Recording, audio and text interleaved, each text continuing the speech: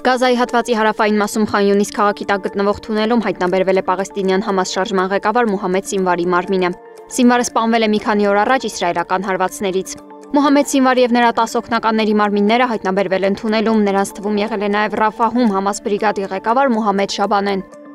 10 շաբաթ տևած շրջափակումից հետո Իսրայելը թույլ կտա սննդամթերքի մուտքը Գազա սովը կանխելու նպատակով վարչապետ Բենյամին Նեթանյահուի գրասենյակի հայտարարությունը հնչել է Իսրայելի բանակի կողմից Գազայի հատվածում լայնածավալ ցամաքային գործողություններ սկսելուց մի քանի ժամ անց։ Միջազգային հանրությունն Իսրայելից պահանջում էր վերացնել շրջափակումը, որի ընթացքում արգելվել էր սննդի վառելիքի կամ դեղորայքի մուտքն անկլավի տարածք։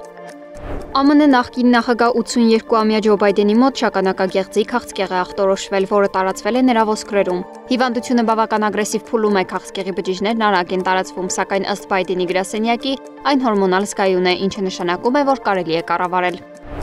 Վարշավայի լիբերալ քաղաքապետ Ռաֆալ Տրզասկովսկին ըստ էքզիտ փոլի արդյունքների հաղթել է Լեհաստանի նախագահական ընտրություններում, սակայն երկրի հաջորդ նախագահին որոշելու համար անհրաժեշտ կլինի երկրորդ փուլ անցկացնել պահպանողական պատմաբան Կարոլ Նավրոտսկիի հետ։ Կիրակի ուշ երեկոյան հրապարակված երկրորդ էքզիտ փոլի համաձայն վարչապետ Դոնալդ Տուսկի կենտրոնամետ քաղաքացիական հարթակ կուսակցության փոխնախագահ Տրզասկովսկին ստացել է ձայների 31.1%-ը, Նավրոկին երկրորդն էր ստանալով ձայների 29.1%-ը։ Եթե հարցումը հաստատվի վերջնական պաշտոնական արդյունքով, Տրզասկովսկին եւ Նավրոկին կմրցեն երկրորդ փուլում հունիսի 1-ին, քանի որ 13 թեկնածուներից ոչ մեկը չի հավաքել ձայների 50%-ից ավելին։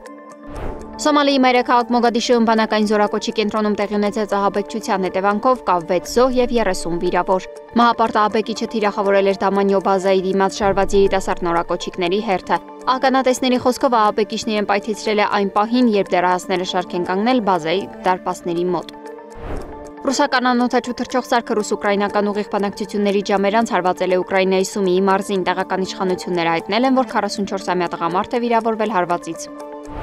ԱՄՆ նախագահ Դոնալդ Թրամփի առաջարկած հարկերի կրճատման մասին օրինագիծը հավանության է արժանացել կոնգրեսի կարևորագույն հանձնաժողովի կողմից։ Այս քվեարկությունը մեծ հաղթանակ է Թրամփի եւ ներկայացուցիչների պալատի բյուջետային հանձնաժողովի կողմից ցածր եկամուտ ունեցող ամերիկացիների համար։ Նախատեսված բժշկական ապահովագրությունն առողջապահական ծրագրի ծախսերի կրճատման եւ կանաչ էներգիայի հարկային վարկերի չեղարկման վերաբերյալ վեճի պատճառով։ Օրինագծի կրճատումները 8.6 միլիոն մարդու կզրկեն բժշկական ապահովագրությունից։ Սվետլանա Թորոսյան, Նոնա Գևորքյան, ABC Media։